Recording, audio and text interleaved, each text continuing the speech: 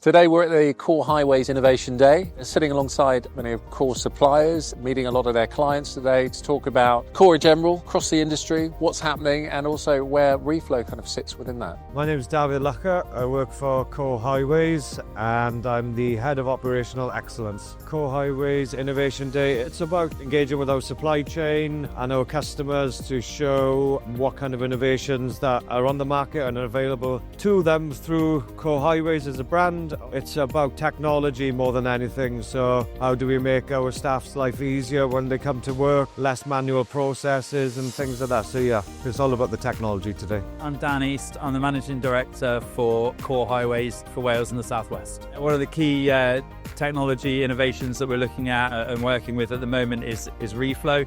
It's really an integral part of our future plans, and it's great that Reflow have come today to support us and to show not just our team but our clients as well what the future holds.